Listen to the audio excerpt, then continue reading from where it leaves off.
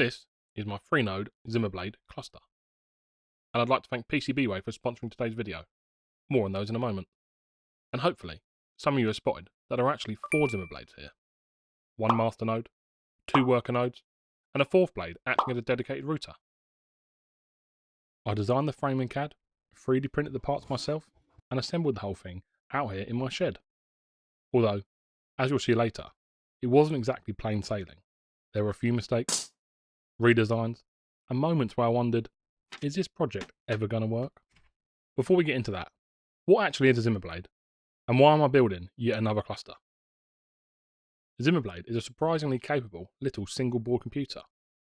You've got your standard SODIMM slot for laptop RAM, dual SATA ports for hooking up storage, and my favourite feature of all, a proper PCIe slot.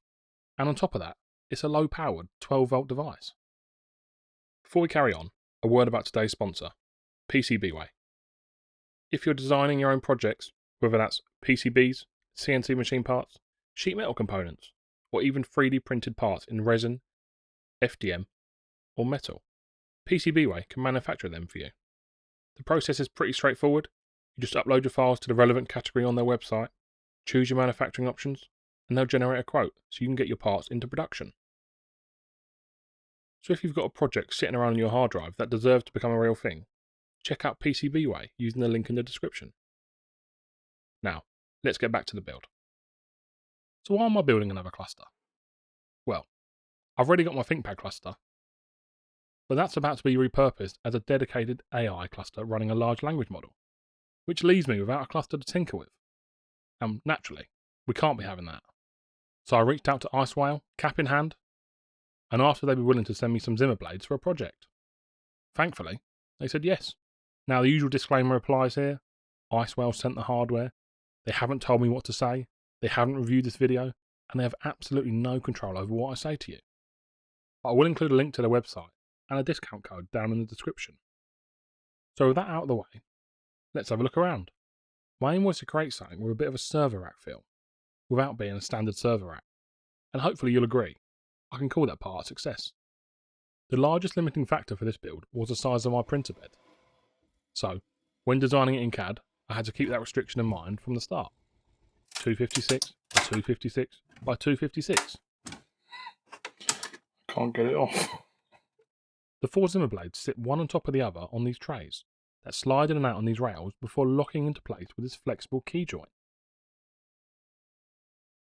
Attached to each blade is a 2.5 gigabit PCIe network card, and hanging underneath the 3 cluster nodes is a 240 GB SSD for storage. Over on the other side, we have a 2.5 gigabit managed switch that ties everything together. And on this side, we have the USB-C power ports. And above that are the matching handles, which are not only a practical way of moving this chunky boy around, but also because, as we all know, handles make things cooler. And on the theme of cooler, some on-off rocker switches for turning each node on and off. Powering everything is a 200 watt, 12 volt Meanwell power supply. And look, I'm hoping you'll all be pleased this time to know that I actually remembered to cover up the 240 volt mains terminal. We're learning. Around the back, we've got a fused buzz bar distributing power to each of the blades, along with some cable management. And underneath, there is additional cable retention points for the main lead. Because if there's one thing I've learned, it's that future me appreciates good cable management. Just don't look under my desk. Now you've all seen the goods, I'll show you how I made it. The good, the bad, and the ugly bits. And trust me, there were plenty of ugly bits. After getting everything drawn up in CAD, I figured the smart move was to print just the bottom section along with one of the ZimaBlade trays. That way, I could check the print quality and make sure all my tolerances were in the right postcode. After slicing and dicing the model up, I set the print overnight, which didn't fail, always nice.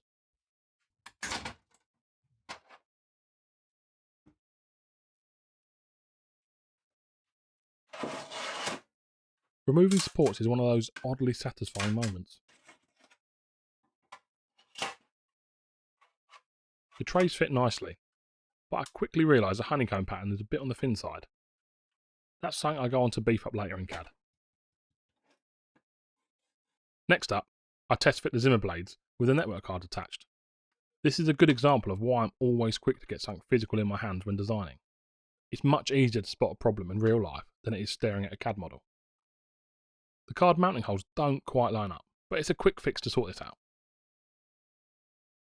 A few heated inserts later, and it's time to test the locking key joint, which also isn't quite right.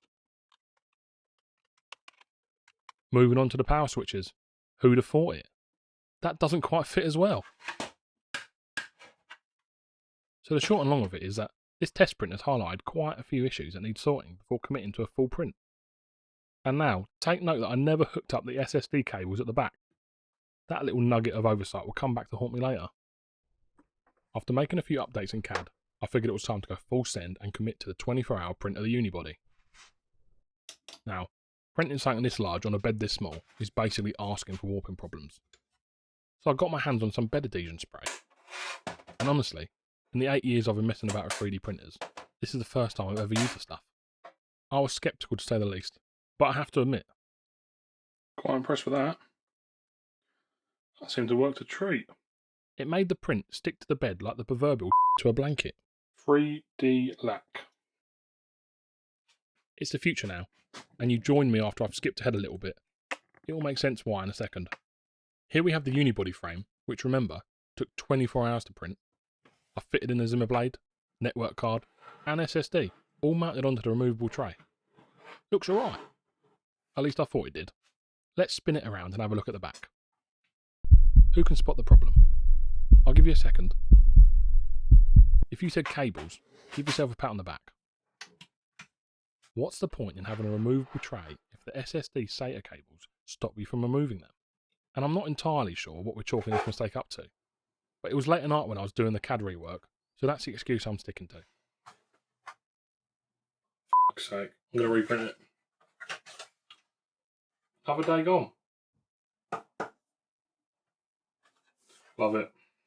Love it. With the start of what feels like a never-ending cycle, it's back to CAD. A few tweaks to the rear support spanning the back later, and it's time to print the whole thing again. Another 24 hours donated to the 3D printing gods. And now, for what I'm hoping is the last time, here is a 3D printed unibody of my 3-node cluster. But look at that. The bed adhesion spray did its job. Nice and flat. No warping. And only one slightly weird corner that we're all going to collectively agree doesn't exist. A bit more crunchy support removal later, and I can finally start to assemble the real thing. The tray slide in nicely.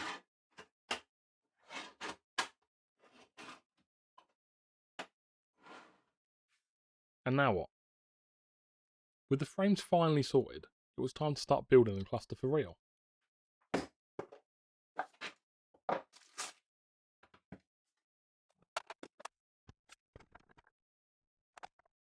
They lock together.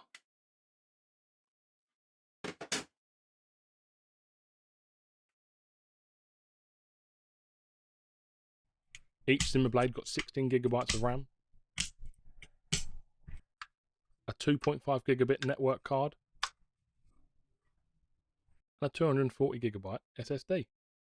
Then it was simply a case of bolting everything together, sliding the nodes into their trays, and for the first time, it actually started to look like a cluster.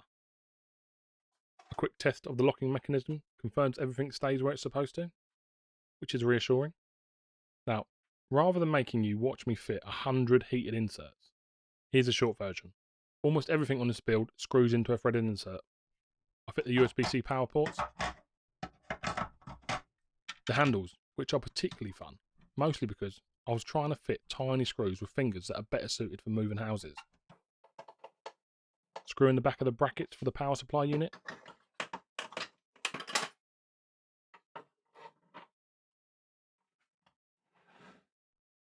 Then came the feet, which not only make the cluster look better, but also lift it off the desk for a bit of airflow. Then the holder for the network switch. Screw that into the body. Test fit it. Passes the prestigious JTJ wobble test. Somewhere around this point, I fitted the on-off switches. No idea where that footage went. Either way, the cluster was finally starting to look the part. But next up, we had to sort the power out. I had some 2.5mm 3-core cable laying about, stuff that's probably thick enough to power the Titanic, so naturally I decided to use that. Now that's impressive. That cable's too thick. Which made me stop being a cable moron and meant I had to go to Screwfix.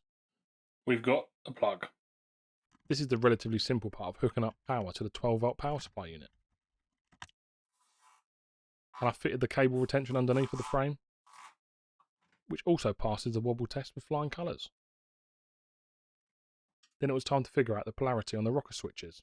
So on means on and off means off. Surprisingly useful feature. And now what I thought I bought was a 12-volt buzz bar. What I'd actually bought was a terminal block. And there's a difference. A large one. Right, fingers crossed. A difference I discovered immediately after shorting out the power supply unit. Thankfully, this Meanwell unit has short circuit protection built in. But this really ranks amongst the more stupid electrical mistakes I've made. Turns out I bought a terminal barrier strip, which is completely wrong because they're just jumping across. I need a buzz bar. Back to the drawing board. With the terminal block buzz bar up problem still at large, I figured I might as well do what I set out to and figure out the polarity on these switches. 12-volt fan, 12-volt power, fingers crossed. Hey! Right, so we know how that works. Fit the switch in line and see if it goes this way or this way. We want it to be off when it's off and on when it's on. Funny, eh? We've got a green light. And yes, I agree. It amazed me that I haven't been electrocuted either yet. To solve the power distribution problem, I ordered a small fused distribution block. While waiting for that to arrive, I cracked on with the rest of the wiring, stripping cables, crimping terminals, cutting wire, and generally making a mess. Once the fuse box arrived, I could finally mount it, connect everything up. And I don't have any other fuses. How annoying.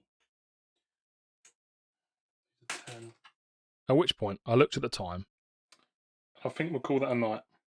Except I didn't. Because I'm apparently incapable of leaving a project alone and getting 8 hours sleep a night.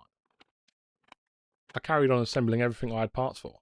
ZimaBlades in, USB-C power cables, the first batch of network cables. Basically, anything that would hold steel long enough to be screwed down, plugged in, got it. And the following day, the remaining fuses and crimp terminals turned up, allowing me to finish the power distribution and tidy up the cable management. And with that, the hardware side of the build was finally complete. Before turning the power on, I did a quick sanity check to make sure I had 12 volt where I thought I had 12 volt. So we're getting 12 volts. Which, as you can see, I do, and that's always a good start. Then it was time to bite the bullet. I flicked the switch, and then, seemingly out of nowhere, everything sprang into life. Got lights on the second one, lights on the third one, lights on the fourth one. Yes! Get in. And now all I had to do was wait for the remaining patch cables to turn up, and rather luckily, they did the next day. So I can finally wire everything up.